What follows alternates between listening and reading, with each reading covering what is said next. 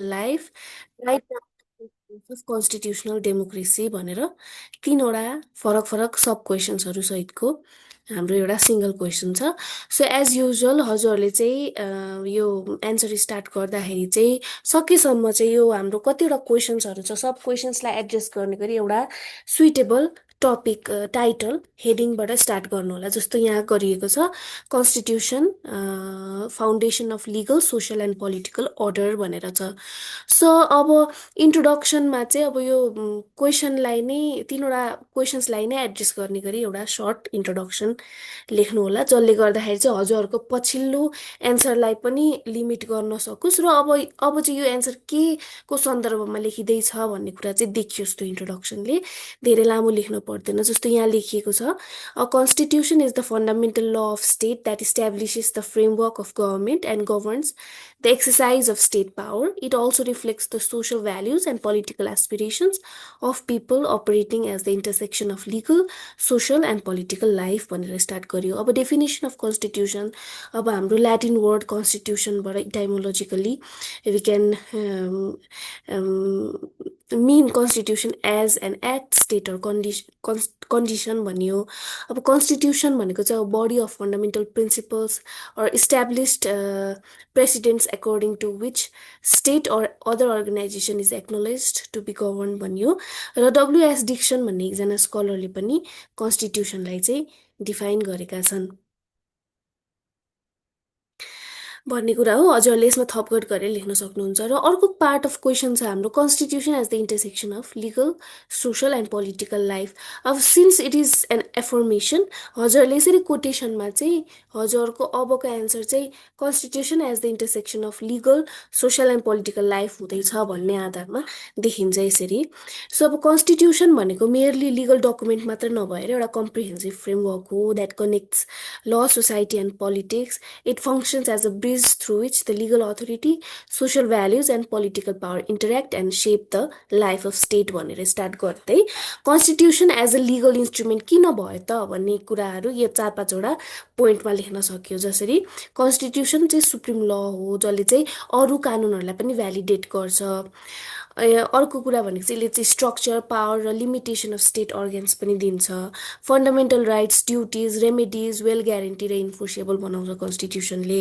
Judicial रिभ्यूलाई पनि ensure गर्छ so as to confirm the constitutional norms. यसमा हजुरहरूले थपकट गरेर पनि लेख्न सक्नुहुन्छ। अब अर्को छ हाम्रो constitution as a social declaration. Because it reflects the society and shapes the society. For example, it expresses the common identities and aspirations of people. For example, हाम्रो यो नेसनको जुन कन्सेप्ट छ यो मल्टिल्याटरलिजम मल्टिलिङ्ग्विस्टिक्स मल्टिकल्चरलिजम लगायतका कुराहरू जुन कन्स्टिट्युसनले आत्मसात गरेको देखिन्छ त्यसले चाहिँ हाम्रो सोसाइटी कस्तो छ भन्ने कुरा पनि रिफ्लेक्ट गर्छ, कमन आइडेन्टिटीको कुराहरू पनि गर्छ भन्ने आधारमा हो यो पोइन्ट होइन। सो अब अर्को छ it promote social justice equality inclusion dignity. Constitution as the political instrument किन त भन्दाखेरि यसले चाहिँ it determines the form of government, कस्तो खालको गभर्मेन्टको फर्म चाहिँ हुने हो भन्ने कुरा पनि डिटरमाइन गर्ने भयो। It regulates the distribution and exercise of political पावरको पनि कुरा छ। Ensures accountability legitimacy and stability of political institutions भन्ने भयो होइन। अब यो फिगरेटिभ एउटा एक्सप्लेनेसन पनि हजुरहरूले दिन सक्नुहुन्छ। जस्तो कन्स्टिट्युसन भनेको चाहिँ लिगल र जस्टिस एउटा पार्ट भयो जहाँ चाहिँ फाउन्डेसन अफ लिगल सिस्टम्स र सिटिजन्स राइट हो होइन। पोलिटिकल पावरको कुरा छ, power map of institutions of government पनि हो, गभर्नेन्स पनि हो। र अर्को भनेको चाहिँ सोसल र cultural because it is the reflection of and influencing shared values of principles भनेर यसरी फिगरेटिभ रिप्रेजेन्टेसनको थ्रुबाट पनि हजुरहरूले चाहिँ why is it the intersection भनेर पनि देखाउन सक्नुहुन्छ है। सो अब प्रिन्सिपल्स अफ कन्स्टिट्युसनल डेमोक्रेसीमा popular sovereignty, majority rule and minority rights, rule of law, separation of power, fundamental rights and freedoms, limited government लगायतको कुराहरू छन्।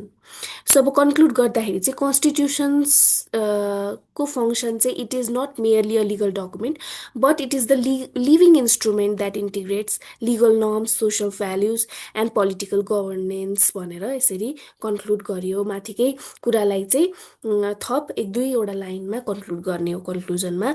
सो अब अर्को क्वेसन छ हामीसँग भिक्टिम प्रोटेक्सन भनेको के हो? भिक्टिम प्रोटेक्सन एक्ट 2075ले कसरी भिक्टिम्सलाई क्याटेगोराइज गरेको छ र इफोर्ट्स के छ त गभर्मेन्ट अफ नेपालको for the protection of victims भन्ने केस छ। सो एज युजल हामीले चाहिँ since there are so many sub questions inside a single question, त्यही भएर एउटा मिल्ने हेडिङबाट स्टार्ट गरौँ। जस्तो victim protection the motto of victim justice system भनेर भन्यो। सो भिक्टिम जस्टिसले चाहिँ justice protection support for the victims ensure गर्छ र government has implemented various laws and measures to safeguard the victims right, provide relief and facilitate their participation in the justice process. However protection of victim from all sort of vulnerabilities is a great challenge भनेर start गर्यो। अब understanding victim justice system भन्दाखेरि यो चाहिँ अब it is a set of laws, rules, regulations, practices as well as services designed to protect the rights and meet the needs of victims throughout the criminal justice system भनेर भनियो। So यसको विभिन्न प्रकारको definitions छ, हजुरहरूले त्यही अनुसारले हेर्नु होला है। यसले चाहिँ कस्तो कस्तो एस्पेक्ट्सहरू कभर गर्छ त भन्दाखेरि access to justice, protection from revictimization, security, compensation, restitution in some cases, rehabilitation, participation in investigation and prosecution लगायतको कुराहरू चाहिँ यसले समेट्छ भन्ने कुरा भयो। अब क्याटेगोरिज अफ भिक्टिम्स चाहिँ हाम्रो यो क्राइम भिक्टिम प्रोटेक्सन एक्ट 2075ले चाहिँ क्याटेगोरिज अफ भिक्टिम दिएको छ। बेसिकली 3 प्रकारको क्याटेगोराइजेसन छ। एउटा छ first level victim, first grade victim पनि भनिन्छ। So a person directly harmed by crime, injured, killed, or whose rights are violated due to age, disability, position, or family relation. It also includes those harmed while preventing a crime, rescuing a victim, or assisting authorities भनिएको छ। Second level victim भनेको a person indirectly harmed due to their connection with the first level भिक्टिमको कुरा छ। For example their guardians, care givers of minors victims and witnesses harmed because of their knowledge of the crime. अब familial victim भनेको चाहिँ it refers to the family members of the first level victim who dies directly due to a crime, including the victim's parents, children, spouse, or other dependent family members, even if they were not involved in the offenses भन्ने कुराहरू भयो। अब यो चाहिँ ऐनकै definition छ, हजुरहरूले हेर्नु होला। सो अब efforts of government for protection of भिक्टिम्समा पहिलो त कन्स्टिट्युसनल इफोर्ट भइहाल्यो। प्रिएम्बलमा चाहिँ respecting martyrs, disappeared persons, victimize सिटिजन्सलाई रेस्पेक्ट गर्ने, प्रोटेक्ट गर्ने कुराहरू छ। आर्टिकल 21मा right of victim of crime छ, 22मा राइट अगेन्स्ट टर्चर, 24मा right against untouchability and discrimination लगायतको कुराहरू छ। र यो article 30 right to clean environment पनि यसले पनि पोल्युटेड इन्भाइरोमेन्टले चाहिँ भिक्टिमाइज गर्छ भन्ने कन्सेप्टबाट यो आएको भएर यो पनि काइन्ड अफ भिक्टिम प्रोटेक्सनकै राइट हो। अब लिगल इफोर्ट्समा क्राइम भिक्टिम प्रोटेक्सन एक्ट 2075 छ, जसमा चाहिँ provide for the fair treatment, privacy, right to information, security, legal representation, consultation, compensation and reintegration लगायतको कुराहरू चाहिँ यो भिक्टिम प्रोटेक्सन एक्टमा रहेको छ। मुलुकी क्रिमिनल कोड 2074मा पनि compensation, calculating physical, mental, psychological and other harms भनेको छ। मुलुकी क्रिमिनल प्रोसिडर कोडमा पनि provides for annex 1 and 2 cases to be prosecuted as state party criminal cases भनेर भनेको छ। सो यसले चाहिँ भिक्टिम प्रोटेक्सनलाई पनि हेल्प गर्ने गर्छ। इन्भाइरोमेन्ट प्रोटेक्सन एक्ट 2076ले पोल्युटर पेज प्रिन्सिपल, कम्पेन्सेसन लगायतका कुराहरू दिएको छ। 16th प्लानमा gender equality, social justice and inclusive society as an area of structural transformation, 13वटा यो स्ट्रक्चरल ट्रान्सफर्मेटिभ एरियाजको एउटा वान अफ द पार्ट चाहिँ gender equality, social justice, inclusive society पनि रहेको छ, जसले चाहिँ भिक्टिम प्रोटेक्सनलाई पनि एउटा ग्राउन्ड दिन्छ। अब जुडिसियल इफोर्ट्समा सपना प्रधान मल्लको केसमा छ, यो has issued the directive orders for the privacy and protection of the victim in cases such as sexual gender based भाइलेन्सको केसेसमा। खडक माया पुलामीको केसमा पनि the suffering of victim can only be address through the creation of victim friendly and victim protective laws and their proper implementation इन्फोर्समेन्टको कुरा पनि छ यसमा। अब इन्स्टिट्युसनल इफोर्ट्समा चाहिँ police, national human rights commission, national woman commission, victim relief fund, line मिनिस्ट्रिजहरू रहेका छन्। अब कन्क्लुड गर्दाखेरि अब यो भिक्टिम जस्टिस सिस्टमले के गर्न खोज्छ त भन्दाखेरि it seeks to uphold the dignity rights and security of individuals harm by crime. अब हाम्रो कन्स्टिट्युसनल ग्यारेन्टी छ, स्ट्याट्युटरी ग्यारेन्टिज छ, इन्स्टिट्युसनल मेकानिजम्स पनि छ, which are collectively working in order to enhance and ensure the need based protection and support. However certain challenges exist र त्यो च्यालेन्जेसहरूलाई चाहिँ address गर्नु चाहिँ आजको आवश्यकता हो भन्ने आधारमा एउटा पोजिटिभ लेन्समा एन्सरलाई कन्क्लुड गर्न सक्नुहुन्छ। अब अर्को क्वेसन छ हामीसित आर्बिट्रेसनको सर्ट नोट। अब यस्तो सर्ट नोट्सहरू आएको बेलामा सबै कुरा लेख्न सकिँदैन, त्यही भएर यसको डेफिनेसन के हो, कुनै पनि आधिकारिक निकायले अथवा कुनै पनि ऐनले त्यसको डिफाइन गराएको छ भने त्यही डेफिनेसन सकेसम्म लेख्नु होला, र यदि छैन भने एउटा जेनरल पार्लेन्सको डेफिनेसन लेख्नु होला। जस्तो आर्बिट्रेसन भनेको अल्टरनेटिभ डिस्प्युट रेजोल्युसन मेकानिजमको वान अफ द फर्म्स हो। यो चाहिँ कोर्टभन्दा बाहिर गएर चाहिँ इस्युजहरूलाई चाहिँ सेटल गर्ने। इस्युज कस्तो भन्दाखेरि कमर्सियल, सिभिल म्याटर्स लगायतको इस्युजहरूलाई चाहिँ यो वेबाट चाहिँ रिजल्भ गरिन्छ। अब वाइपो ले चाहिँ वर्ल्ड इन्टेलेक्चुअल प्रपर्टी अर्गनाइजेसनले चाहिँ आर्बिट्रेसन भनेको के हो भनेर डिफाइन गरेको छ। So as the procedure in which a dispute is submitted by agreement of a parties to one or more arbitrators who make a binding decision on the dispute. In choosing arbitration, the parties opt for a private dispute resolution procedure instead of going to the court भनेर define गरिएको रहेछ। So अब यसमा चाहिँ वाइपोले नेपालको सन्दर्भमा चाहिँ arbitration act 2055ले यसको व्यवस्था गराएको छ, जहाँ चाहिँ it provides for the procedures for appointment of arbitration, conduction of the proceedings, enforcement of the awards लगायतको कुराहरू छ भने यसले चाहिँ कन्फिडेन्सियालिटी, फ्लेक्सिबिलिटी, पार्टी अटोनोमी, एक्सपर्टिजमलाई पनि इन्स्योर गर्नको लागि चाहिँ मद्दत गर्छ यो प्रक्रियाले। वाइपोले चाहिँ यसका प्रिन्सिपल क्यारेक्टरिस्टिक्सहरू चाहिँ डिटरमाइन गराएर रहेछ। जस्तो it is consensual, parties choose arbitrators, it is neutral, it is confidential procedure, decision of the arbitral tribunal is final and easy to enforce भनेर भनेको रहेछ। भने यसका केही एडभान्टेजेसहरू चाहिँ speedy resolution of disputes rather than regular court mechanisms, proceedings are private and thus confidential, party autonomy is respected, expert decision making लगायतका advantages छन् भने डिसएडभान्टेजेसमा यसको एडमिनिस्ट्रेटिभ कस्टहरू चाहिँ may be higher, limited appeal resulting in possibility in errors in decision making, confidential nature may limit the public accountability लगायतका कुराहरू छन्। सो अब कन्क्लुड गर्दाखेरि आर्बिट्रेसन को इम्पोर्टेन्सलाई नै देखाउने गर्दै जसले कन्क्लुड गर्दा हुन्छ र त्यसमा चाहिँ सर्टेन च्यालेन्जेसहरू छ जसलाई चाहिँ रिजल्भ गर्दै लग्नुपर्छ so as to ensure fairness and accessibility भनेर कन्क्लुड गर्न सकिन्छ है। सो अब अर्को क्वेसन छ हामीसित ट्रिटी भनेको के हो, theories regarding implementation of treaties, write down the constitutional provisions as well. So अब since it is the paper of law, त्यही भएर हजुरहरूलाई चाहिँ कन्स्टिट्युसनल प्रोभिजन्स, लिगल प्रोभिजन्स के छ भनेर डाइरेक्टली क्वेसन्समा सोधिने भएको कारणले हजुरहरूले आफ्नो सिलेबस चाहिँ थरली स्टडी गर्नुहोला र कुनै पनि कन्सेप्टहरू चाहिँ नछोड्नु होला, किनकि यहाँ चाहिँ चुजिङ क्वेसन्सहरू आउँदैन। सो अब moving on to the question, treaty meaning, theories and constitutional provisions. अब ट्रिटी भनेको चाहिँ it is a formal agreement between states or international organisation जसले चाहिँ एउटा बाइन्डिङ लिगल अब्लिगेसन्स चाहिँ क्रिएट गर्छ र यसको इम्प्लिमेन्टेसन चाहिँ यो कन्ट्री अनुसार चाहिँ डिपेन्ड गर्छ अन हाउ द इन्टरनेसनल ल इन्टरेक्ट्स विथ द डोमेस्टिक ल, कस्तो खालको थ्योरीमा बेस छ त्यो डोमेस्टिक ल भन्ने आधारमा चाहिँ ट्रिटीको फङ्सन चाहिँ डिटरमाइन हुन्छ।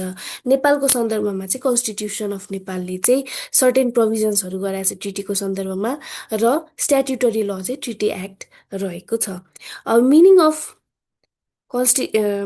ट्रिटीमा चाहिँ यो Vienna convention on law of treaties 1969 को आर्टिकल 2A ले डिफाइन गराएको छ ट्रिटी भनेको के हो एज एन इन्टरनेसनल एग्रिमेन्ट जुन चाहिँ स्टेट्सहरू बिच कन्डक्ट गरिन्छ in written form and govern by international law and whether embodied instrument or in two or more related instruments and whatever its particular designation भनेको छ सो नट जस्ट ट्रिटी लेखेको मात्रै treaty होइन जस्तो covenant convention agreement protocol लगायतका कुराहरू पनि ट्रिटीको यो वाइड डेफिनेसन अन्तर्गत पर्छ भन्ने कुरा चाहिँ भिसिएलटीको आर्टिकल 2A ले त्यो स्कोप दिएको छ अब हाम्रो नेपाल ट्रिटी एक्ट 2047को सेक्सन 2(1) ले पनि त्यस्तै आधारमा ट्रिटीलाई डिफाइन गराएको छ तर यहाँ चाहिँ के भनेको छ भन्दाखेरि नट जस्ट स्टेट बिच यहाँ चाहिँ इन्टरनेसनल गभर्मेन्टल अर्गनाइजेसनको सन्दर्भ पनि जोडिन्छ ट्रिटीमा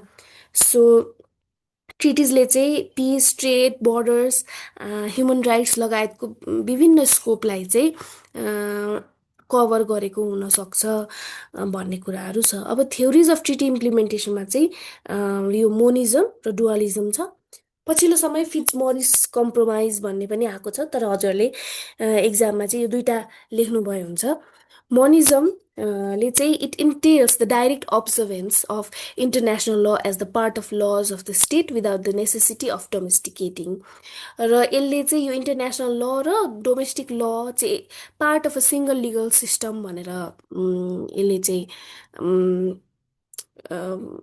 मान्दछ fast and efficient incorporation international obligations चाहिँ यसको एडभान्टेज रहेको छ भने रिक्स of overriding the domestic legislation चाहिँ यसको वान अफ द डिसएडभान्टेजेस रहेको छ countries like Netherlands Germany adopt this approach भने डुअलिजम चाहिँ यसको उल्टो dualism distinguishes its elementary sense national domestic sources of law and international law instruments such as treaties and conventions बन्यो र ratification of treaty does not automatically make it enforceable domestically त्यसको लागि चाहिँ national ल चाहिँ पारित गरेको हुनुपर्ने चाहिँ यसको म्यान्डेट छ it maintains legislative control and sovereignty over domestic law as an advantage भने डिसएडभान्टेज भनेको चाहिँ स्लोर इम्प्लिमेन्टेसनको रिस्क हुनसक्छ may delay the compliance with international अब्लिगेसन्सको कुरा छ countries like UK Canada have adopted this approach. अब constitutional provisions on treaty चाहिँ Article 278 power to make treaties, Article 279 ratification of Session 2 acceptance of approval of treaties or agreement भनेर रहेको छ त्यो हजुरहरूले हेर्नु होला सो अब कन्क्लुड गर्दाखेरि treaties are essential instruments for regulating relations between the states and international organization यसको effective implementation लाइक के आवश्यक पर्छ त भन्दाखेरि इन्टरनेसनल ल के हो डोमेस्टिक लिगल इन्टरेक्सन के हो कन्स्टिट्युसनल प्रोभिजन्स के छ स्ट्याट्युटरी प्रोभिजन्सहरू के कस्ता छन् देशको त्यसले चाहिँ यसलाई यसको इम्प्लिमेन्टेसनमा चाहिँ हेल्प गर्छ भन्ने कुराहरू भयो होइन सो अनि यसको इम्प्लिमेन्टेसन र कम्प्लायन्स चाहिँ के को आधारमा पनि डिटर्माइन गर्नुपर्छ भन्दाखेरि पब्लिक पोलिसी के छ स्टेटको नेसनल इन्ट्रेस्ट के छ त्यसको आधारमा पनि गर्ने हुन्छ भन्ने आधारमा कन्क्लुड गर्न सकिन्छ सो अब अर्को क्वेसन छ हामीसित भ्यालिडिटी अफ कन्ट्र्याक्ट्स यसमा चाहिँ अब कन्ट्र्याक्टको definition differentiation between void and voidable contracts र लिगल प्रोभिजन्स के छ भोइडेबल कन्ट्र्याक्ट्सको in case of Nepal under Muluki civil code 2074 so अब कन्ट्र्याक्ट भनेको as you know legally enforceable agreement हो that creates rights and obligation between the parties however हरेक कन्ट्र्याक्ट्सको चाहिँ same legal effect नहुनसक्छ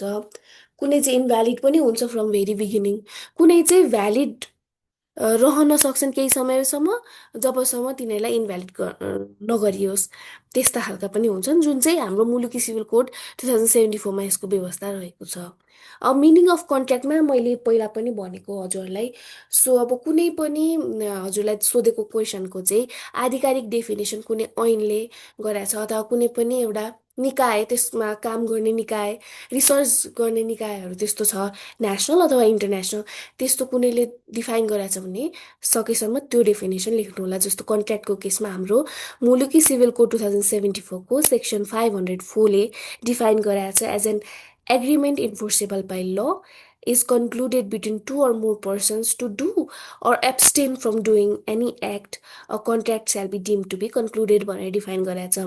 professor William एन्सनले पनि यो act done or forbearance on part of the other भनेर यसलाई डिफाइन गरेको छ, हजुरले हेर्नुहोला। So it is binding in nature which creates and defines the rights duties and obligations of the parties involve भन्यो। सो विजय कुमार बस्नेतको केसमा चाहिँ यसलाई अलिकति लुज डेफिनेसन गराएको छ, as an agreement of two or more parties with conditions is a contract भनेर। सो अब डिफ्रेन्सिएटिङ भोइड एन्ड भोइडेबल कन्ट्र्याक्ट्सको सन्दर्भमा यसरी प्यारामिटर्स सहितको डिफ्रेन्सिएसन गर्ने अहिले चलन छ। सो यसरी गर्दाखेरि चाहिँ हजुरको डिस्टिङसन देखिन्छ राम्रैसँगले। सो के आधारमा चाहिँ डिफ्रेन्सेस हो भन्ने कुरा यसबाट देखिन्छ। सो अब प्यारामिटर्समा भोइड एब इनिसियो चाहिँ हुने हो कि होइन भन्ने सन्दर्भमा यो void from the very beginning or become void at the time of performance. Voidable चाहिँ it is valid in the beginning but the victim party may declare it void through the court. अब इन्फोर्सेबिलिटीको कुरा चाहिँ यो चाहिँ void contract चाहिँ पहिल्यैदेखि enforceable हुँदैन। भोइडेबलको केसमा चाहिँ यो चाहिँ अप्सन अफ पार्टिजमा आधार गर्छ यसको इन्फोर्सेबिलिटी भन्ने कुरा। अब चेन्जेबिलिटी भनेको चाहिँ cannot be change into valid contract. यो भोइड एग्रिमेन्ट्सहरू भोइड कन्ट्र्याक्ट्सहरू भोइडेबल भने can be change into valid at the drive of the victim party.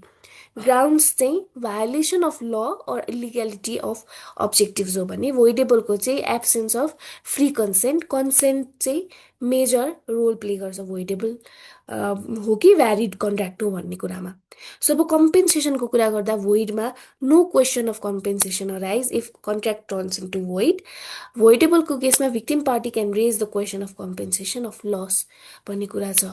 Option of parties have no option to make contract void or affirm it भने यो भोइडेबलमा चाहिँ a party has the option either affirm the contract or to make it void भन्ने कुरा हो।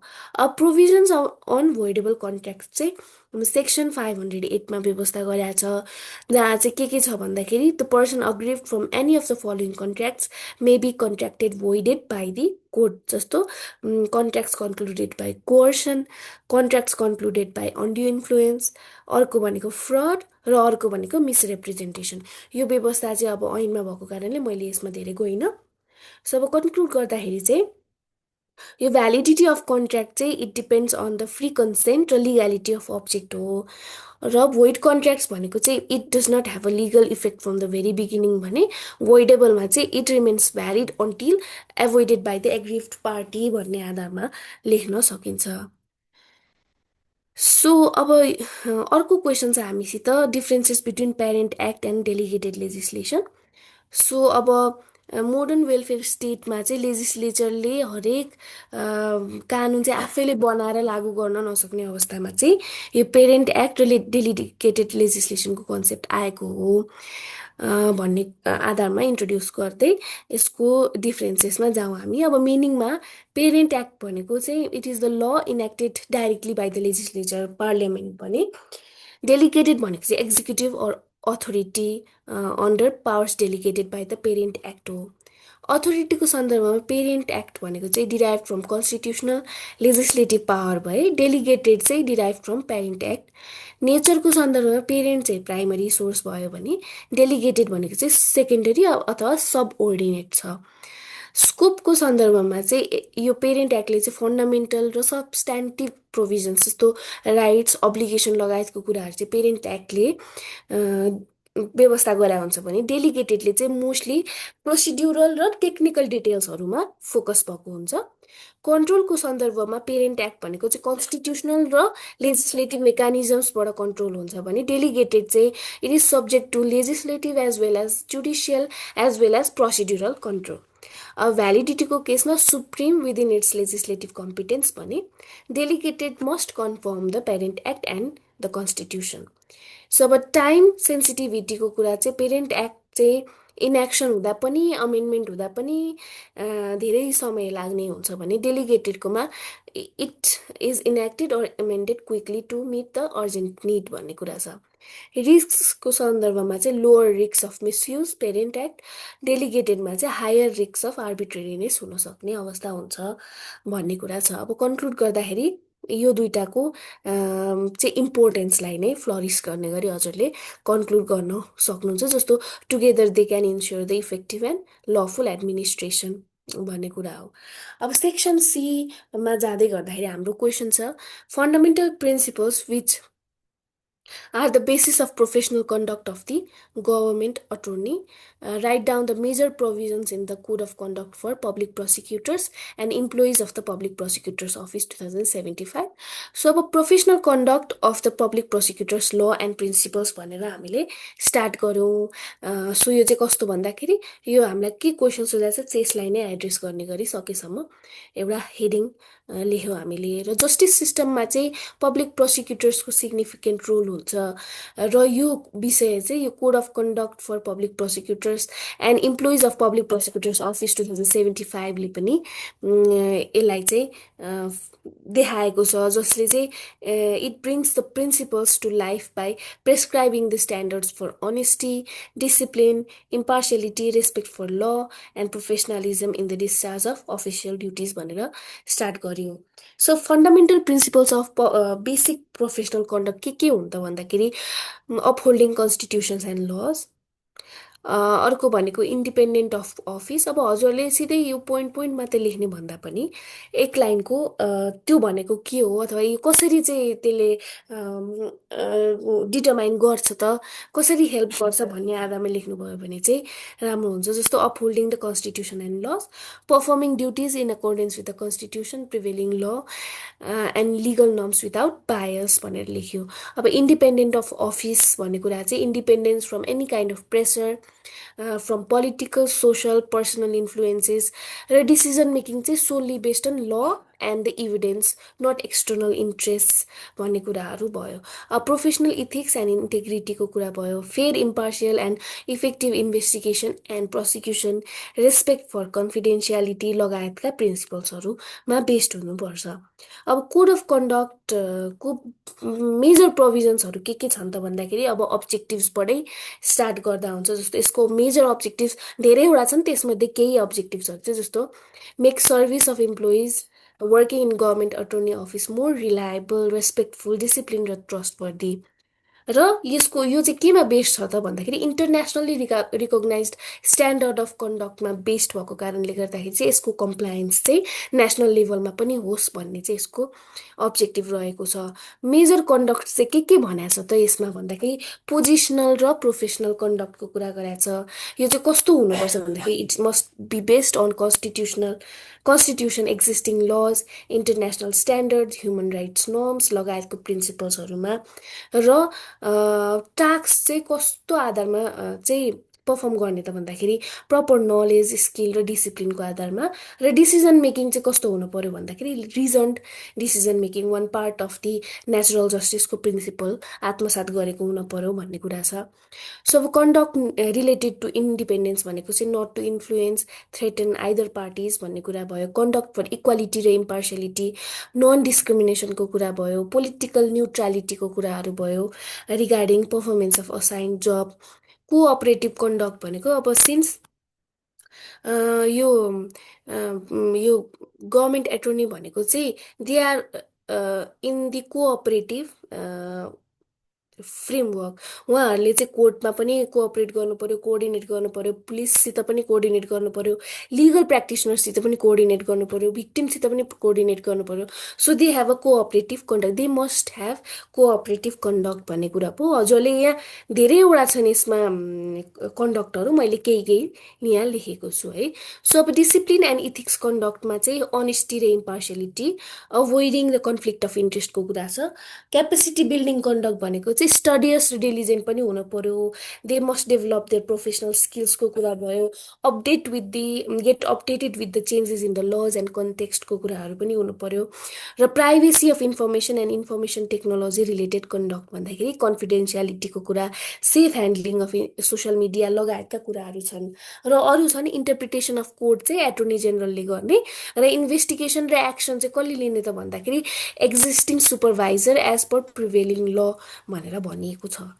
So अब यही कुराहरू हो। अब कन्क्लुजनमा चाहिँ यो कोड अफ कन्डक्ट फर यो public prosecutors and employees of public प्रोसिक्युटर्स अफिसले चाहिँ यो प्रिन्सिपल्सहरूलाई चाहिँ अपरेसनलाइज गर्छ, र it directs guides the ethical conduct, impartiality conduct and disciplined performance of their official duties भन्ने कुराहरू छ। सो अब अर्को क्वेसन छ हामीसित, यो explain the role of prosecutors in investigating government cases. जस्तो अब प्रोसिक्युटर्सको इन्भेस्टिगेसनमा चाहिँ के रोल हुन्छ त, र इन्भेस्टिगेसन र प्रोसिक्युसन चाहिँ इन्डिपेन्डेन्ट एक्ट होइनन्, दे आर कम्प्लिमेन्ट्री, एकअर्काका परिपूरक हुन् भन्ने सन्दर्भलाई चाहिँ हजुरले जस्टिफाई गर्नुहोस् भनेर एउटा क्वेसन छ। सो अब role of prosecutors in government office, अब यो इन्ट्रोडक्सनमा प्रोसिक्युटर्सको चाहिँ एउटा क्रुसियल रोल हुन्छ इन क्रिमिनल जस्टिस सिस्टममा, because they represent the state in criminal cases and ensure the offenders are brought to justice, र भिक्टिम्सलाई पनि जस्टिस को सेन्स दिनको लागि चाहिँ they have a greater role भन्ने कुराहरू भयो। यसको सन्दर्भमा मुलुकी क्रिमिनल प्रोसिडर कोड 2074 पनि इट गाइड्स इन्भेस्टिगेसन प्रोसिक्युसन लगायतको कुराहरू भनेर इन्ट्रोड्युस गरियो। अब role of prosecutors in investigating government केसेसमा चाहिँ कस्तो रोल हुन्छ त, although investigating authority are there designated for investigating crimes, तर प्रोसिक्युटरको रोल पनि रहेको हुन्छ। अब हाउ डु दे प्ले भन्दाखेरि पहिलो डाइरेक्टरी रोल हुन्छ, जस्तो इन्भेस्टिगेटिङ अथोरिटीलाई लिगल डाइरेक्सन्सहरू दिने, एडभाइस दिने लगायतको कुराहरू छ। जस्तो in case of investigation phase to ensure proper collection of evidence, correct application of law etcetera. Coordinating role भनेको चाहिँ they act as a bridge between the investigating authority, court, by ensuring smooth communication, proper submission of case files, effective case processing लगायतको कुरा। lawyer of victim को role हुन्छ because they represent the state and indirectly the victim in the court by filing charge sheet, presenting evidence लगायतको कुराहरू छन्। So facilitator हो ती उनीहरू चाहिँ because they facilitate the overall criminal justice system by assisting in proper case preparation, ensuring availability of witness, organizing evidence, helping in the fair trial of proceedings, etc. Supervisory role पनि हुन्छ because they supervise the legality and adequacy of investigation. केही कुरा पुरा भएको छैन भने यसो गर भनेर पनि सुपरभाइज गर्न सक्ने व्यवस्था रहेको छ हाम्रो क्रिमिनल प्रोसिड्युरमा पनि। रिकमेन्डेटरी रोल पनि हुन्छ, एप्रुभल अफ चार्जेसको कुराहरू पनि छ। जस्तो they review the investigation reports, decide whether sufficient evidence exist to file a case in the court, छ कि छैन भन्ने कुराहरू भयो। इन्स्योरिङ क्वालिटी अफ इभिडेन्सको कुरा भयो। रिप्रेजेन्टेसन अफ स्टेट इन्ट्रेस्ट चाहिँ प्रमुख रहेको हुन्छ भन्ने कुरा पनि भयो। अब reasons that investigation and prosecution are complementary भन्दाखेरि फाइलिङ एफआइआरको सन्दर्भ section 5 of the Muluki criminal procedure कोडले के भन्छ भन्दाखेरि investigating authority denies to file FIR then individual can bring it directly to the prosecutors office भन्ने कुराहरू छ।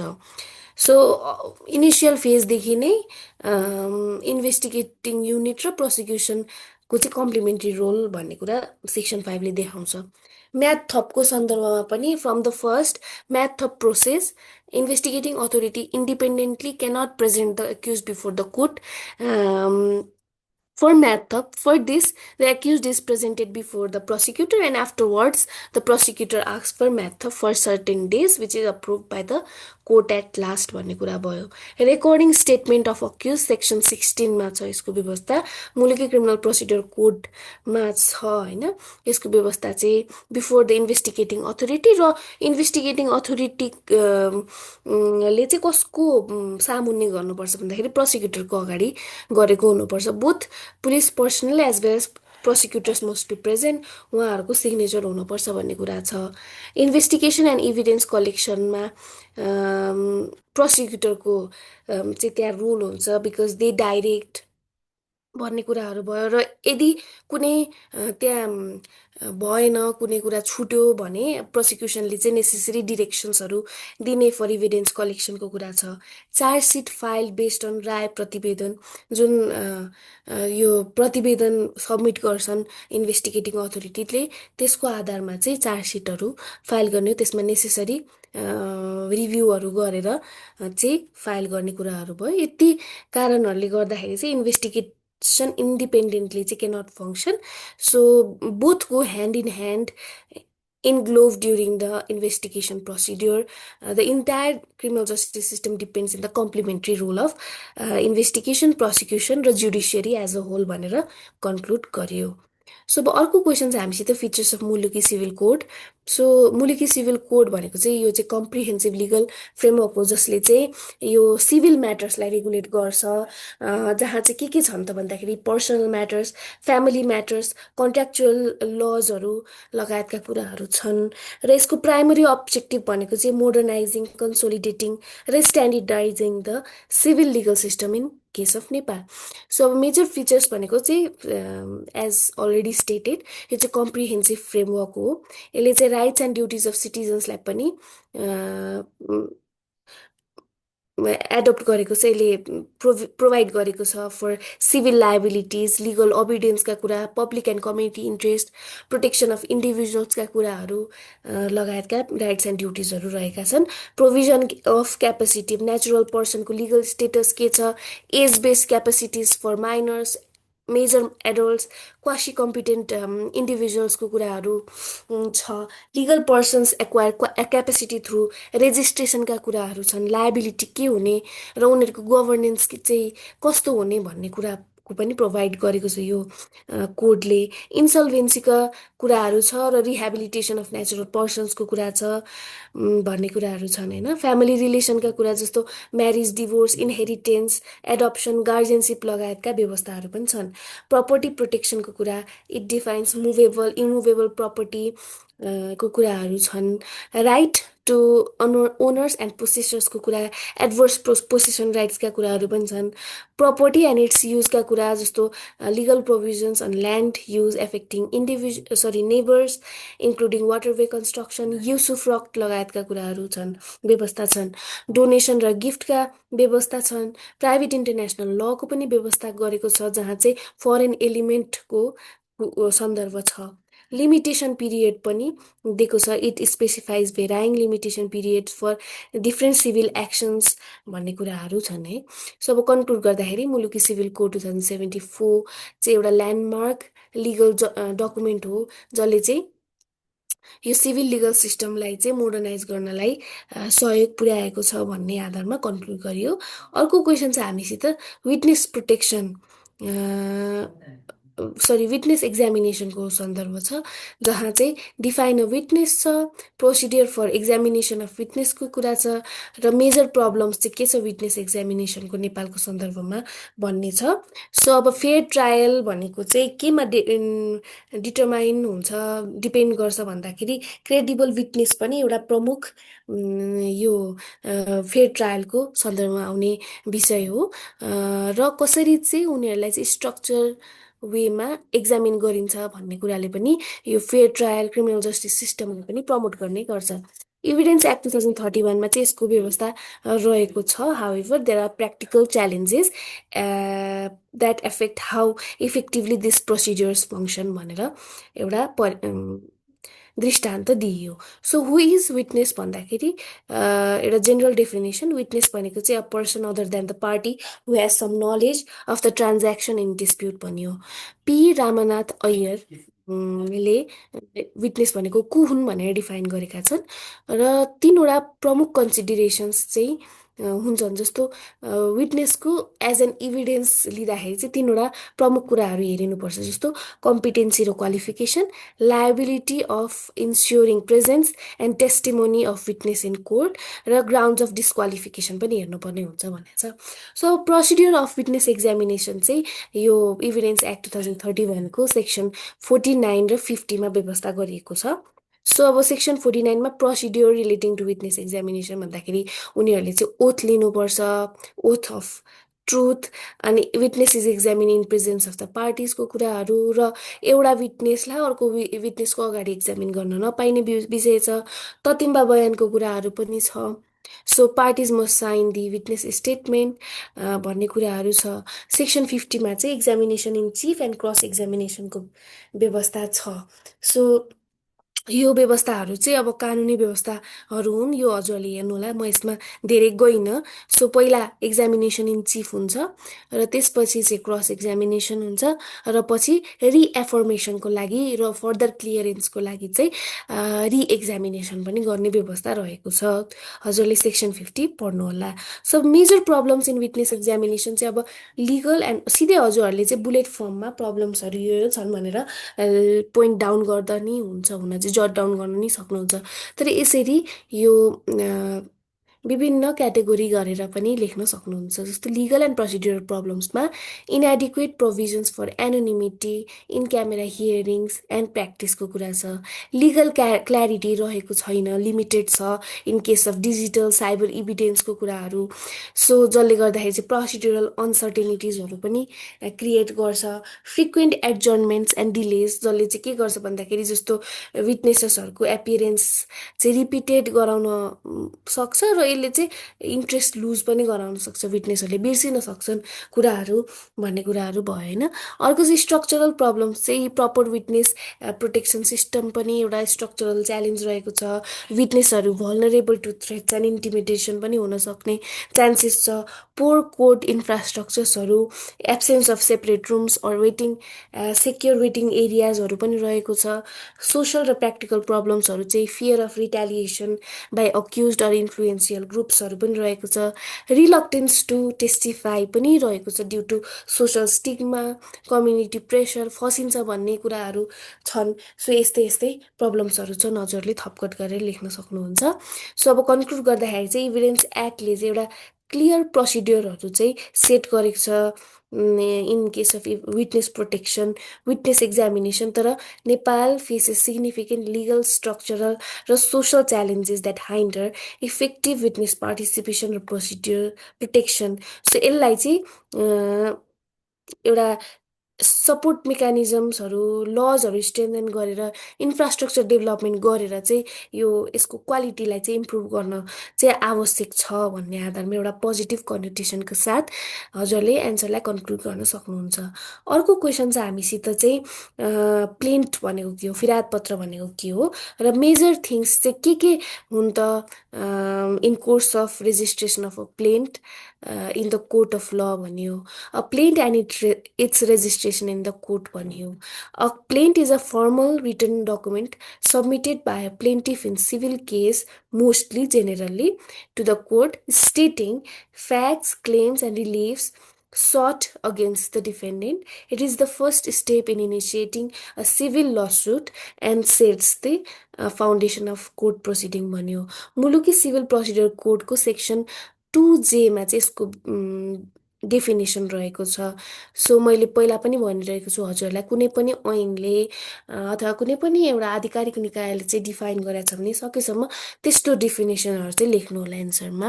सो प्लेन्ट भनेको चाहिँ यो चाहिँ कम्प्लेन्ट हो, law suit, claim or petition made by a person praying for the establishment of his or her right, interest or concern or execution of his or her claim on any matter and also includes a deposition equivalent to a plaint or a counter claim set forth in the statement of defence भनेर चाहिँ यसलाई define गरिएको छ। So हजुरहरूले यो लेख्नुहोला। So it formally notifies the defendant and court of the plaintiffs क्लेमको कुराहरू छ। So presenting the claim in writing, it allows the court and defendant to properly understand and respond to the sub major things चाहिँ के चाहिँ लेखिनुपर्छ त यो प्लेन्टमा भन्दाखेरि हाम्रो यो डिटेल्स अफ द प्लेन्ट, डिफेन्डेन्टको बारेमा लेख्नुपर्ने हुन्छ, उनीहरूको नाम, ठेगाना लगायतका कुराहरू, 3 पुस्ते खुलाउने भन्ने कुराहरू छन्। केस नेम, के सन्दर्भ केस हो, details of the case, case name स्याल बी मेन्सन। कोर्ट्स जुरिस्डिक्सन पनि लेख्नुपर्ने हुन्छ। एप्रोप्रिएट जुरिस्डिक्सन चाहिँ त्यहाँबाट देखिन्छ। So law suit must be file within the specified time frame, यो लिमिटेसनको कुराहरू पनि त्यहाँ देखिनुपर्छ। कोर्ट फिजहरू चाहिँ यो चाहिँ राखेको छ कि छैन भन्ने कुराहरू पनि देखिनुपर्छ।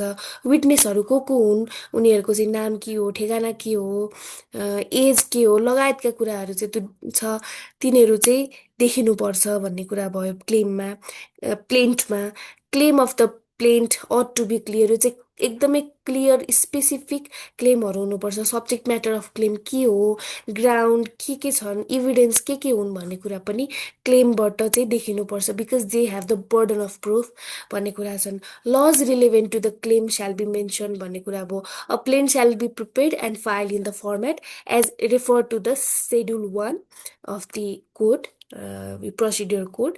Details of the legal provisions of the plaint and its registration shall be conducted as per the section 85 to section 98 of Muluki civil procedure code 2074। यो चाहिँ जेनरल, यो प्लेन्ट रेजिस्ट्रेसनमा चाहिँ के कस्तो कुराहरू रिट पुर्याउनुपर्छ भन्ने कुराहरू यसमा छन्। र प्लेन्ट चाहिँ के को बारेमा छ भन्ने कुरा चाहिँ सम्बन्धित कानुनहरू चाहिँ राख्नुपर्ने भन्ने कुरा त्यो फरक विषय भइहाल्यो।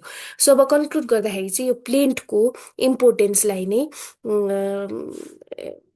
वकालत गर्ने गरी हजुरले चाहिँ कन्क्लुजन गर्नुहोला। जस्तो प्रपर प्रिपरेसन र registration of plaint following the provisions of यो procedure code ensures the validity of the case filed भन्ने कुरा भयो। र प्रपर एडजुडिकेसन अफ डिस्प्युटलाई पनि लफुल र सिस्टमेटिक बनाउनलाई चाहिँ यसले मद्दत गर्छ भनेर एन्ड गर्न सकिन्छ। सो अब अर्को क्वेसन छ हामीसित, डिफ्रेन्सेस बिट्विन इन्टेरिम एन्ड इन्टरलोक्युटरी अर्डर। यो इन्टेरिम अर्डर, इन्टरलोक्युटरी अर्डरहरू यो टेम्पोररी सर्ट टर्म अर्डरहरू नै भए पनि यसका केही फरकपनाहरू छन्। Interim order, interlocutory order. Interim order भनेको चाहिँ temporary court decree that takes effect until something else occurs भनेर ब्ल्याक्स ल डिक्सनरीले डिफाइन गराएको छ भने, ब्ल्याक्स ल डिक्सनरीले नै इन्टरलोक्युटरी अर्डरलाई चाहिँ order that relates to some intermediate matter in the case any order then the final order भनेर डिफाइन गरेको छ। जेनेरली इन्टरिम अर्डर चाहिँ रिट पेटिसनमा इस्यु गरिन्छ भने इन्टरलोक्युटरी अर्डर चाहिँ क्रिमिनल र सिभिल केसेसको विभिन्न चरणहरूमा चाहिँ जारी गरिने अवस्था हुन्छ। र यो इन्टरिम अर्डर चाहिँ सर्ट टर्म र अर्जेन्ट म्याटरमा चाहिँ लागू गरिन्छ भने इन्टरलोक्युटरी अर्डरको पनि लगभग त्यस्तै नेचर हुन्छ, तर last for the duration of lawsuit generally भनिन्छ। अब इन्टरिम अर्डर चाहिँ सब्सट्यान्टिभ र प्रोटेक्टिभ नेचरको हुन्छ भने इन्टरलोक्युटरी चाहिँ अलिकति प्रोसिड्युरल र एडमिनिस्ट्रेटिभ नेचरको हुन्छ। Addresses and immediate emergency or preserve the status quo until भनेर भन्यो इन्टरिम अर्डरको भने। यो इन्टरलोक्युटरी अर्डरको चाहिँ प्रोसिड्युरल म्याटर्सहरूको सन्दर्भमा सच एज बेल, डिटेन्सन अर्डर दिने सन्दर्भमा, फातवारी मगाउने लगायतको विषयहरूमा चाहिँ यो इन्टरलोक्युटरी अर्डरहरू जारी गरिन्छ। So enable to file petition of appeal इन्टेरिममा भने यो इन्टरलोक्युटरीमा चाहिँ 15 दिने म्याद हुन्छ। Party must make a mandatory request, यो इन्टेरिम जारी गर्ने सन्दर्भमा भने इन्टरलोक्युटरीमा चाहिँ कोर्टले नै प्रोएक्टिभली एक्स गर्न सक्छ, जारी गर्न सक्छ, व्यक्ति अथवा पक्षले चाहिँ माग नगर्दाखेरि पनि हुन्छ भन्ने कुरा भयो। So it shall be only issued by the courts, यो इन्टेरिम अर्डर भने इन्टरलोक्युटरी अर्डर चाहिँ क्वासी जुडिसियल बडिजहरूले पनि इस्यु गर्न सक्ने हुन्छ। So can claim appropriate compensation if interim order is cancel during the process भने यसमा चाहिँ कम्पेन्सेसनको व्यवस्था त्यस्तो रहेको छैन इन्टरलोक्युटरी अर्डरमा। र यसको व्यवस्था, इन्टरिमको व्यवस्था चाहिँ 158, 159, 160 अफ मुलुकी सिभिल प्रोसिडियर कोडमा छ भने सेक्सन 156 र 157मा चाहिँ यो इन्टरलोक्युटरी अर्डरको व्यवस्था रहेको छ। र although both are of temporary nature, यिनीहरूको चाहिँ डिफ्रेन्ट फङ्सन्सहरू रहेको छ। They serve distinct function in the judicial proceedings भनेर राख्यो। र यिनीहरूको डिस्टिङसन चाहिँ it is necessary to understand for the proper application of procedural law भनेर पनि यसलाई कन्क्लुड गर्न सकिन्छ। सो यति नै हो हाम्रो क्वेसन्सहरू चाहिँ। हजुरहरूको